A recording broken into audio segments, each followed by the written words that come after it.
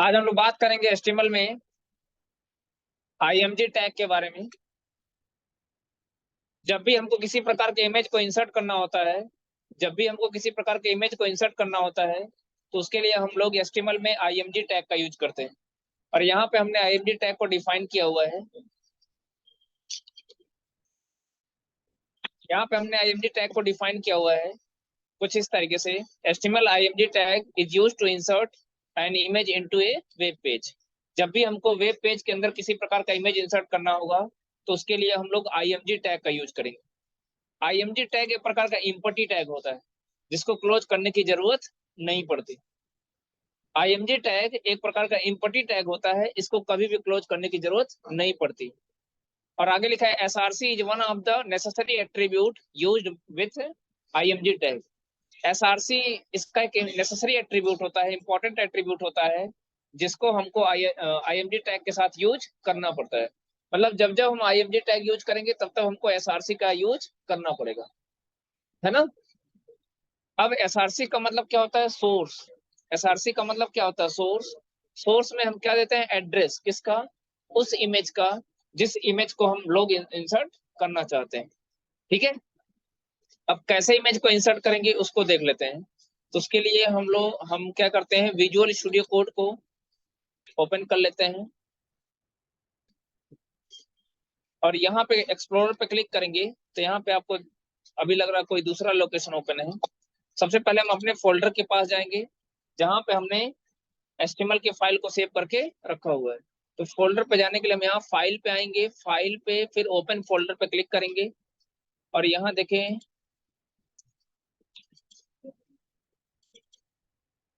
लग रहा है किसी ने फाइल को डिलीट कर दिया है है ना। इस तरीके से फोल्डर हमारा ओपन हो गया। अब हम यहाँ पे सबसे पहले देखें, यहाँ एचटीएमएल आ गया और यहाँ पे हम क्या करेंगे, न्यू फाइल पे क्लिक करेंगे। ध्यान दीजिएगा, यहाँ पे क्लिक करोगे तो न्यू फोल्डर बनेगा। ये न्यू फोल्डर एचटीएमएल के अंदर ही बनेगा। समझ में आएगा? तुमको नया फोल्डर नहीं बनाना बल्कि क्या बनानी है, फाइल। इस पे क्लिक करेंगे और हम फाइल का नाम देते हैं क्या, इमेज। इमेज ऑलरेडी मैंने दे दिया है तो इमेज वन लिख देते हैं, इमेज वन डॉट एचटीएमएल। जैसे डॉट एचटीएमएल लिखेंगे यहाँ पे इस तरीके से आ जाएगा, इंटर की प्रेस करेंगे। अब हम क्या करेंगे, लिखेंगे एचटीएमएल। फिर एचटीएमएल के बाद हम लोग हेड टैग ओपन कर लेंगे। हेड के अंदर हम लोग क्या इंसर्ट करेंगे, टाइटल। टाइटल में लिख लेते हैं क्या, एचटीएमएल इमेज। फिर उसके बाद हम लोग ओपन करेंगे बॉडी सेक्शन और बॉडी सेक्शन के अंदर जाके हम लोग कौन सा टैग यूज करेंगे, आईएमजी।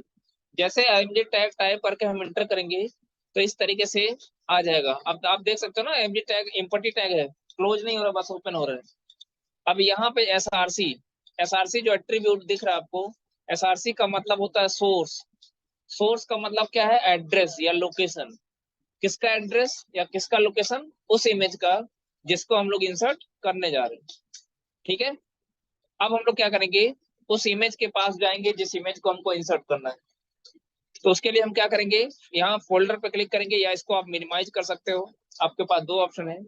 हम दिस पीसी में जाएंगे, दिस पीसी,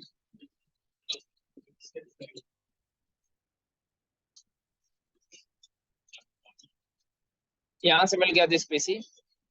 अब यहाँ पे हम डी ड्राइव में आते हैं, देखते हैं कहीं कोई इमेज है। डी ड्राइव में नहीं है, पिक्चर्स में देख लेते हैं।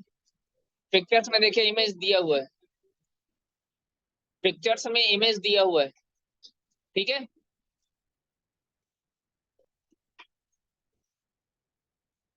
अगर इनकेस आपके सिस्टम में कोई पिक्चर्स नहीं है तो आप उस कोई भी इमेज इंटरनेट से डाउनलोड भी कर सकते हो। ठीक है। तो चूंकि अभी हमारे सिस्टम में इमेज है ना, जैसे मान लीजिए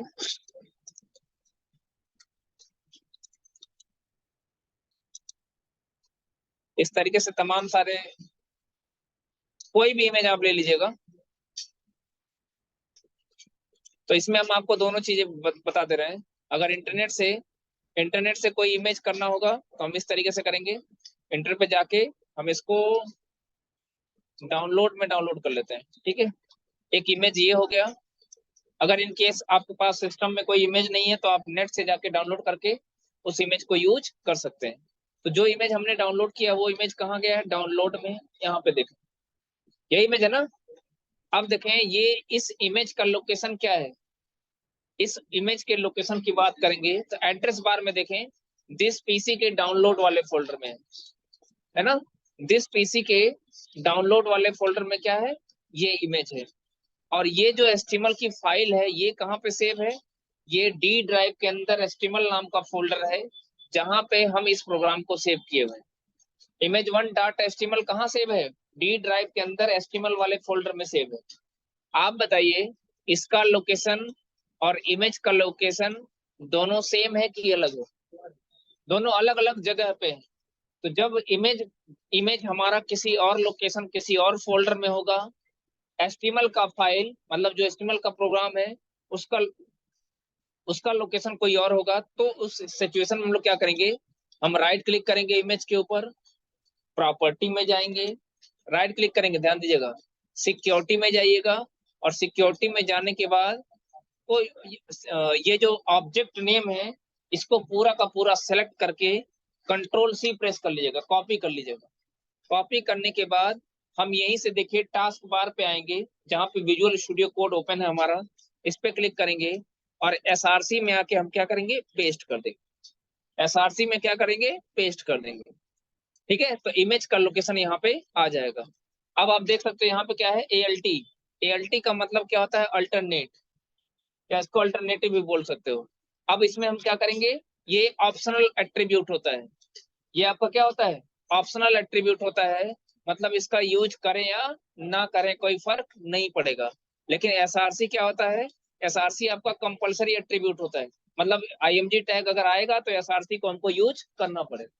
हालांकि अगर विजुअल स्टूडियो कोड में करेंगे तो आपको लिखने की जरूरत ही नहीं है, जैसे आप आईएमजी टाइप करोगे एसआरसी ऑटोमेटिकली आ जाएगा। एसआरसी के साथ साथ अल्ट भी आ जाएगा।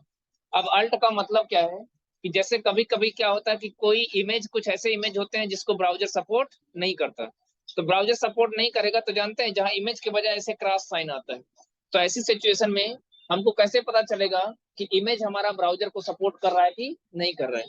तो उसके लिए हम यहाँ पे अल्ट में कुछ टेक्स्ट दे देते हैं, अल्टरनेटिव टेक्स्ट। तो यहाँ पे कुछ टेक्स्ट कुछ भी लिख सकते हो, जैसे मैंने लिख दिया नॉट सो, तो होगा क्या, जब इमेज दिखेगा तो ये टेक्स्ट नहीं दिखेगा, और जब इमेज सपोर्ट नहीं करेगा तो उसके जगह क्या दिखेगा, टेक्स्ट दिखेगा। ये नॉट सो लिखा हुआ आएगा। समझ में आई बात। अब हम क्या करेंगे, अगर आपके पास, आप जाके एक बार चेक कर लीजिएगा, ऑटो सेव वाला ऑप्शन ऑन होगा, यहाँ पे फाइल में जाके देख लीजिएगा, ऑटो सेव इस तरीके से ऑन है, तब तो कोई दिक्कत नहीं है ना। तो हमको सेव करने की जरूरत नहीं पड़ेगी। हम फिर से कहाँ जाएंगे, अपने एचटीएमएल प्रोग्राम में जाएंगे, यहाँ पे एचटीएमएल फोल्डर में, और हमने किस नाम से सेव किया हुआ है, image1.html से। हम इस पे क्या करेंगे, डबल क्लिक करेंगे, तो आप देख सकते हो ये इमेज यहाँ पे आ गया है, ये इमेज यहाँ पे आ गया है। ठीक है, अब इसका एक दूसरा तरीका भी देख लें। अगर इन केस जो इमेज हमने डाउनलोड किया है ये इमेज हमारा कहाँ पे होता है, उसी फोल्डर में होता है जहां पे हमने एचटीएमएल का प्रोग्राम सेव किया हुआ है। तो हम क्या करते हैं, इस इमेज को कॉपी कर लिए, कॉपी करके हम एचटीएमएल का जहां प्रोग्राम सेव किए हैं, यही तो है, इस एचटीएमएल फोल्डर में सारे प्रोग्राम सेव है, हम यहीं पे क्या कर लेते हैं, पेस्ट कर लेते हैं। अब आप बताइए इस इमेज का लोकेशन और इमेज1 का लोकेशन दोनों सेम है कि नहीं है, दोनों एक ही जगह पे है। तो जब दोनों एक ही जगह पे होगा, या कोई और इमेज हम ले लेते हैं, इसको यहाँ पे रहने देते हैं या इसको हम हटा देते हैं, हम कोई और इमेज ले लेते हैं पिक्चर्स में, जैसे लिखा ना हैप्पी बर्थडे संदीप सर, हम इसको क्या कर लेते हैं, कट कर लेते हैं, कट करके एचटीएमएल वाले फोल्डर में क्या कर लेते हैं, पेस्ट कर लेते हैं। इसका भी नाम डाउनलोड टू ही है। अब हम क्या करेंगे, एक और आईएमजी टैग ओपन कर सकते हैं, एक और हमको इमेज इंसर्ट करना है, तो हम एक और आईएमजी टैग, जितने इमेज आपको इंसर्ट करने पड़ेंगे उतने ही बार आपको आईएमजी टैग लिखना पड़ेगा। समझ रहे हो नहीं समझ रहे हो, जितने इमेज आपको इंसर्ट करने हैं उतनी बार आपको आईएमजी टैग लिखना पड़ेगा। तो एक इमेज कितने इमेज इंसर्ट करता है, सॉरी एक आईएमजी टैग कितने इमेज, सिर्फ एक। तो हमको एक इमेज और इंसर्ट करना है, तो हम क्या करेंगे, एक और इमेज IMG टैग लेते हैं, फिर क्या लिखेंगे, डाउनलोड टू,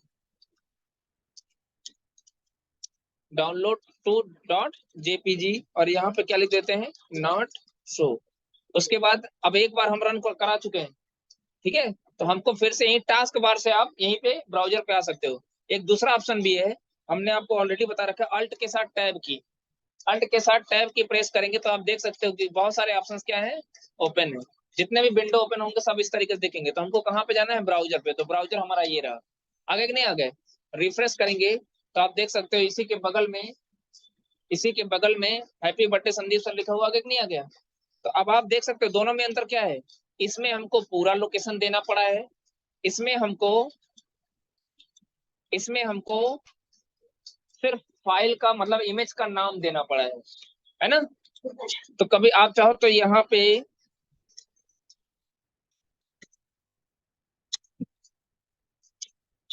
ऐसे भी कर सकते हो, स्लैश डॉट। अगर स्लैश डॉट आपको कहीं लिखा हुआ मिल रहा है तो इसका मतलब क्या है, इसका मतलब करंट लोकेशन है। सॉरी, यहाँ देखिए क्या लिखा जा रहा है, ये भी अच्छा प्रैक्टिकल आपका हो गया। यहाँ पे क्या इमेज शो नहीं हो रहा, तो क्या लिखा हुआ है, नॉट शो। आ रहा है कि नहीं आ रहा है।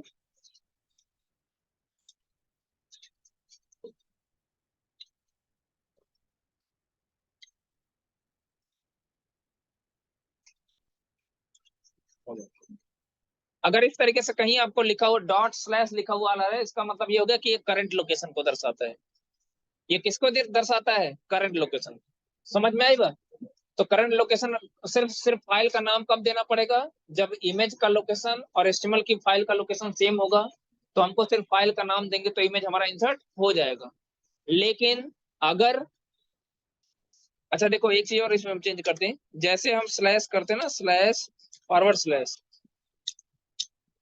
तो इसमें देखो जितने भी, ये फॉरवर्ड स्लैश यहाँ पे होना चाहिए था, यहाँ पे जितने भी इमेज हमको यहाँ पे दिख रहे हैं सब यहाँ पे आ गए। कि कौन सा इमेज था, डाउनलोड टू, इस पे क्लिक करो। ये एक्चुअली फॉरवर्ड स्लैश होता है डॉट के साथ, तो ये भी करंट लोकेशन को स्पेसिफाई करता है। समझ में आ गई बात। ठीक है, तो इस तरीके से हम लोग इमेज को इंसर्ट कर सकते हैं। हम इसी में कुछ और भी बताना चाहते हैं। इमेज से संबंधित आपने कितने एट्रीब्यूट पढ़ लिया, 2 एट्रीब्यूट, सिर्फ 2 ही एट्रीब्यूट नहीं होते हैं। अच्छा एक चीज और हम बता दें, ये जो इमेज हम चाहते हैं इसके नीचे चला है, ये जो इमेज आप देख रहे हो हम चाहते हैं कहाँ चला है, नीचे चला जाए, तो उसके लिए हम क्या करेंगे, यहाँ पे लास्ट में जाके BR टैग लिख देंगे, लास्ट में इसके बाद क्या लिख देंगे, BR टैग। BR का मतलब होता है ब्लाइंड ब्रेक, लाइन को ब्रेक करने के लिए हम लोग कौन सा टैग यूज करते हैं, BR टैग। देखिए अगली लाइन में आगे, ठीक है, कुछ और भी एट्रीब्यूट होते हैं उसको देख लेते हैं। पहले वाले पे, जैसे इमेज का हमको विड्थ बढ़ाना है, इमेज का हमको क्या बढ़ाना है, विड्थ बढ़ाना है, तो इमेज का विड्थ, विड्थ का मतलब समझते हो ना, चौड़ाई, है ना, विड्थ बढ़ाना है तो हम क्या करेंगे, अभी इमेज का विड्थ देख लीजिए कितना है, ये है ना, अभी इमेज का विड्थ छोटा है, तो हम क्या करेंगे, यहाँ पे हम देते हैं 300। तो जैसे 300 करेंगे उसके बाद आके रिफ्रेश करेंगे, तो आप देख सकते हैं इमेज का विड्थ बढ़ गया कि नहीं बढ़ गया। ये विड्थ होता है यहाँ से यहाँ तक का। कुछ और बढ़ा देते हैं, जैसे हमने अगर 500 कर दिया, तब आपको एग्जैक्ट पता चलेगा, बढ़ गया नहीं बढ़ गया। इसका हाइट भी बढ़ा दो, विड्थ के साथ साथ आप हाइट भी मैनेज करो।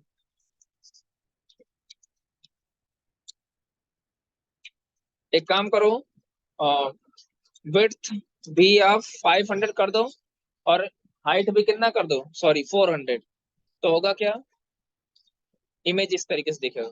विड्थ ज्यादा होने से, है ना, हाइट और थोड़ा सा कम कर दीजिए, हाइट 300 कर दीजिए, तो देखें इमेज कैसा दिखेगा, इस तरीके से। हाइट कम हो गया कि नहीं हो गया।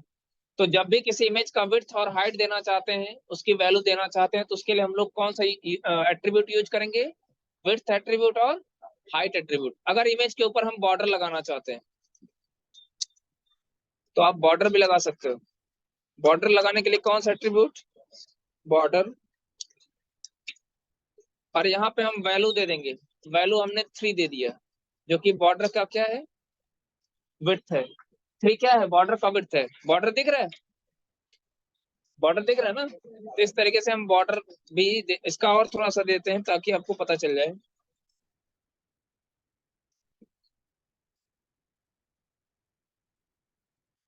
हमने वैल्यू 4 कर दिया, तो आप देख सकते हो इसका बॉर्डर पता चल रहा है कि नहीं पता चल रहा है। तो इस तरीके से हम लोग इमेज के ऊपर बॉर्डर भी लगा सकते हैं। ठीक है।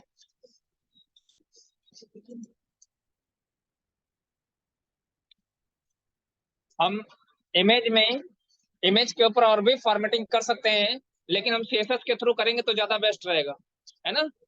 सीएसएस हमको ज्यादा फीचर्स प्रोवाइड करता है, जब भी इमेज में हमको किसी प्रकार का, हम लोग इतना ही, बाकी हम लोग सीएसएस के थ्रू हम लोग देखेंगे। ठीक है।